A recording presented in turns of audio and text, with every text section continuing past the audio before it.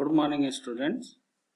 This is chapter number 12, friction, and this is lecture number 6 of this chapter, and this will be the last lecture of this chapter. And today we are going to discuss the remaining questions of the exercise.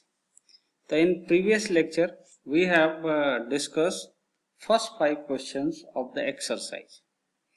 And the last 5 questions will be discussed in this lecture. So the question number 6 is explain why sportsmen use shoes with spikes. आपने देखा होगा जो sportsman होते हैं उनके शू के नीचे जो है नीचे स्पाइक्स लगे होते हैं, ठीक है.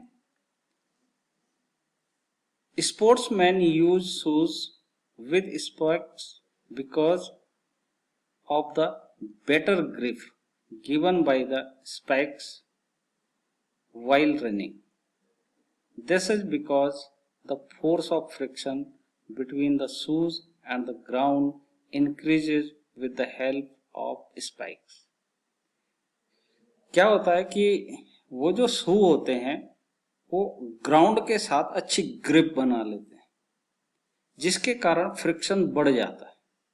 फ्रिक्शन बढ़ने से हेल्प मिलती है स्पोर्ट्स पर्सन को, ठीक है ना.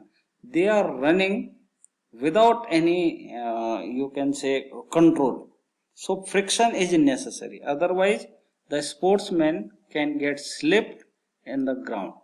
That's why the shoe is made with spikes should be used by the sportsman.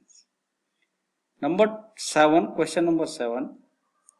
Iqbal has to push a lighter box and Seema has to push a similar heavier box on the same floor. Who will have to apply a larger force and why? Iqbal को देखिए दो box हैं एक जैसे similar, लेकिन एक light box है एक हैवी बॉक्स. सीमा जो है वो हैवी बॉक्स को पुश कर रही है, जबकि इकबाल जो है वो लाइट बॉक्स को पुश कर रहा है. तो कौन सा ज्यादा फोर्स अप्लाई करेगा और क्यों? तो ज्यादा कौन करेगा? डेफिनेटली आप कहोगे सीमा, लेकिन क्यों करेगा उसका रीजन बताना. If the weight is higher, force of friction will be higher, and if force of friction is higher then larger force to be applied, क्योंकि फोर्स ऑफ फ्रिक्शन का काम क्या होता है? अपोज करने का. तो due to interlocking of irregularities on the two surfaces in contact the force of friction arises. ये आप लोगों को पता है कि सरफेसेज में जब इरेगुलरिटीज होती है तो वो इंटरलॉक हो जाती है, कनेक्ट हो जाती है, तो वहां से फोर्स ऑफ फ्रिक्शन का जन्म होता है, ठीक है.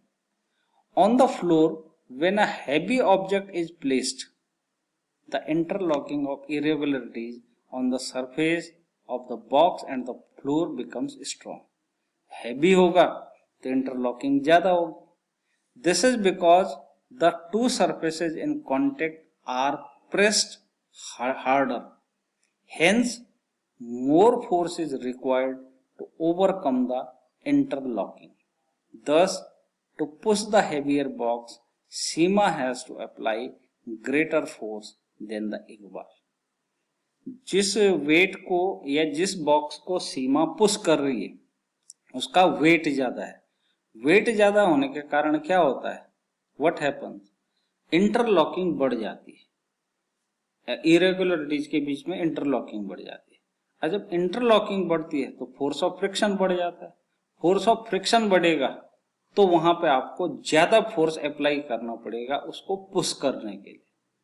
तो in this question ultimately Seema have to apply the larger force to push the heavier box, right. Next, this is question number 8. Explain why sliding friction is less than the static friction. जो sliding friction होता है वो static friction से कम क्यों होता है? हमने लेक्चर में बताया था कि the highest friction is static friction, then number 2 sliding friction, and the least friction is rolling friction.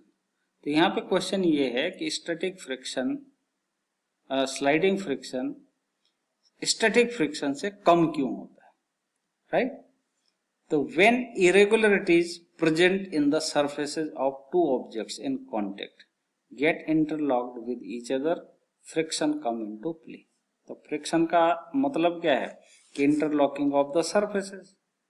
The time given in sliding for interlocking is very small, thus interlocking is not strong, therefore less force is required to overcome the interlocking. Due to this reason sliding friction is less than the static friction। देखिए, जब कोई object slide कर रहा होता है तो interlocking को कम time मिल पाता है, इरेगुलरिटीज को कनेक्ट होने में कम टाइम मिल पाता है। लेकिन जब चीजें रुकी रहती हैं, ऑब्जेक्ट रुका हो किसी दूसरे ऑब्जेक्ट के ऊपर, तो टाइम इंटरवल ज्यादा होता है, तो जो इरेगुलरिटीज होती हैं वो इंटरलॉक हो जाती है। But in sliding friction, the interlocking get slight irregularities get very small time to be interlocked. That's why static friction is larger than the sliding friction। ठीक है ना? जब कोई ऑब्जेक्ट मूव कर रहा हो दूसरे ऑब्जेक्ट के ऊपर, स्लाइड कर रहा हो, तो इरेगुलरिटीज को इंटरलॉक होने में टाइम लगता है। ठीक है ना? थोड़ा सा टाइम लगता है, लेकिन क्योंकि ऑब्जेक्ट मूव कर रहा है वो इतना टाइम दे ही नहीं रहा है कि वो इंटरलॉक हो पाए, इसलिए जो है स्लाइडिंग फ्रिक्शन कम होता है। जबकि स्टैटिक फ्रिक्शन में ऑब्जेक्ट रुका हुआ है तो there is enough time to get interlock, right? Next question number 9, give examples to show that friction is both a friend and foe. तो जैसा हमने लेक्चर में बताया था कि friction is a necessary evil, जरूरी भी है और दुश्मन भी है। तो it means we have to discuss the advantages and disadvantages of friction. ठीक, first of all we are discussing the advantages of the friction, right? Due to friction we are able to walk. हमने पहले भी बताया था कि अगर surface पे friction न हुआ तो वॉक करना मुश्किल हो जाता है। वॉक करने के लिए क्या होता है बेटा, हमारा जो फुट होता है वो ग्राउंड को फोर्स लगाता है, और ग्राउंड क्या करती है, हमारे फुट पे एक अपोजिट डायरेक्शन में फोर्स लगाती है। There is Newton third law, action and reaction. तो हम जितनी जोर से अर्थ को प्रेस करेंगे, अर्थ हमें भी उतनी ही जोर से यानी उतने ही फोर्स से बैकवर्ड अपोजिट डायरेक्शन में जो है पुश करेगा। तो अगर फ्रिक्शन न हुआ तो क्या होगा, हम स्लिप कर जाएंगे, फोर्स लगेगा ही नहीं। तो due to friction we are able to walk. Number 2, we are able to write because of the friction between the tip of the pen and paper. अगर आप कोई एक ऐसा पेपर ले लें जो मैगजीन का कवर हो, मान लिया अच्छी क्वालिटी की मैगजीन का कवर, तो उस पर लिखना मुश्किल होता है। लेकिन कोई पेपर अगर रफ हो तो उस पर लिखना बड़ा आसान होता है, क्योंकि there is a friction between pen and paper. ठीक, अब जैसे आप चौक और बोर्ड की बात करेंगे तो चौक और बोर्ड के बीच में बहुत ज्यादा फ्रिक्शन होता है। That's why we are able to write on the blackboard. लेकिन अगर आपको चौक से किसी प्लास्टिक पेंट लगी हुई वॉल पे लिखने को कहा जाए तो वो लिखा ही नहीं जाता। कारण ये होता है कि जो प्लास्टिक पेंट वाली वॉल है उसका फ्रिक्शन कम है। तो for writing there should be friction. ठीक है ना? तो हमने यहाँ पे 2 एडवांटेजेस का जिक्र करा, अब 2 डिसएडवांटेजेस देख लेते हैं। Because of friction the tyres and the sole of the shoes wear out. आपने देखा होगा टायर जो है चलते चलते रोड पे, अगर आप व्हीकल को यूज कर रहे हैं तो टायर चलते चलते जो है वो खराब हो जाता है। कारण क्या है? फ्रिक्शन। दूसरा जो शू का सोल होता है वो भी खराब हो जाता है चलते चलते ड्यू टू फ्रिक्शन। अगली बात, the friction produces heat between the different part of the machine. Friction होता है वो एक मशीन्स के पार्ट के लिए बेकार होता है, क्योंकि वहाँ हीट प्रोड्यूस होती है और वो डैमेज कर देता है मशीन्स को। इसीलिए ग्रीसिंग ऑयलिंग की जाती है मशीन से। ठीक है। Now the last question of this exercise, explain why objects moving in fluids must have special shape. ऐसा क्यों होता है कि जो चीजें लिक्विड में मूव करती हैं, फ्लूइड में मूव करती हैं, गैसेज में मूव करती है, फ्लूइड का मतलब होता है लिक्विड प्लस गैसेज। तो अब लिक्विड फ्लूइड जो है वो लिक्विड को भी कहते हैं और गैसेज को भी कहते हैं। उनको एक स्पेशल शेप क्यों दिया जाता है? जैसे फॉर एग्जांपल एरोप्लेन का जो शेप होता है वो इस तरीके का होता है, फिश होती है उसका शेप भी इसी तरीके का होता है। ठीक है ना, तो एक स्पेशल शेप दी जाती है, इसे हम कहते हैं स्ट्रीमलाइन बॉडीज। स्ट्रीमलाइन क्यों किया जाता है इनका शेप? उसका कारण ये है कि जो फ्लूइड फ्रिक्शन है उसको रिड्यूस करने के लिए, when a body moves through the fluid it experiences the opposing force which tries to oppose the motion through the fluid. ठीक है ना, जिसको हम फ्रिक्शन कह रहे हैं, fluid friction. This opposing force is known as the drag force. This frictional force depends on the shape of the body.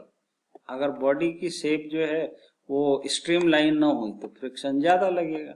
ठीक, by giving the object a special shape the force of friction acting on it can be minimised.